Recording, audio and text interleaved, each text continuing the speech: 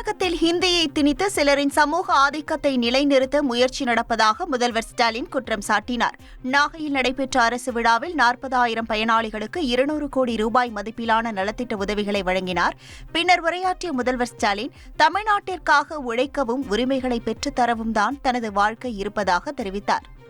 இந்தி ஆதிக்கம் எதுக்குன்னா சிலரோட சமூக ஆதிக்கத்தை நிலைநிறுத்தத்தான். பிஞ்சு குழந்தைகளுக்கு கூட ஒன்றிய அரசோட சதி புரிஞ்சிருக்கு. இதுதான் தமிழ்நாடு. போராடி பெற்ற நம்மளோட உரிமைகளை கூட எப்படியெல்லாம் பறிக்கலாம்னு நினைக்கிறவங்களா இன்றைக்கு ஒன்றிய ஆட்சியாளர்கள் இருக்கிறாங்க. இந்த தமிழ்நாட்டுக்காக உழைக்கத்தான், உரிமைகளை பெற்றுத்தரத்தான் இந்த முத்துவேலு கருணாநிதி ஸ்டாலின் வாழ்வு இருக்கு. வேதாரண்யம் தலைஞாயிறு பகுதியில் 280 கோடியில் புதிய ஷிப்காட் அமைக்கப்படும். என்னோட பிசினஸுக்கு ஜிஎஸ்டி நோட்டீஸ் வந்திருக்கு பாரு. ஏய், உடனே ஜிஎஸ்டி எக்ஸ்பர்ட் பேசு. உடனே எப்படி கிடைக்கும்?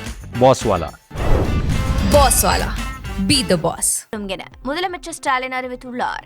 நாகையில் 82.9 கோடி மதிப்பிலான 206 புதிய திட்டங்களுக்கு அடிக்கல் நாட்டி உரையாற்றிய அவர் நாகை மாவட்டத்திற்கு 6 புதிய அறிவிப்புகளை வெளியிட்டார்.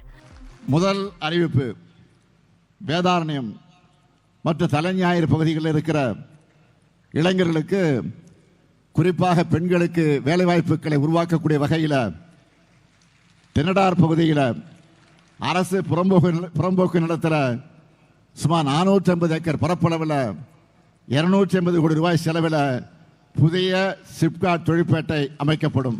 தெற்கு பொய்கைநல்லூர், கோடியக்கரையில் தலா 8.50 கோடி மதிப்பில் பேரிடர் மையம், சென்னை நங்கநல்லூரில் 65 கோடி மதிப்பில் தமிழ்நாடு ஹஜ் இல்லம் அமைக்கப்படும் எனவும் முதல்வர் தெரிவித்தார்.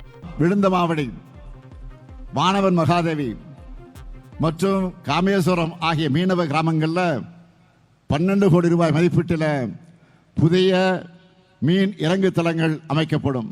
தெற்கு பொய்கை நல்லூர்லையும் கோடியக்கரையிலையும் தலா 8 கோடி 50 லட்சம் ரூபாய் மதிப்பீட்டில் 3 தளங்கள் கொண்ட பல்நோக்கு பேரிடர் மையங்கள் கட்டப்படும்.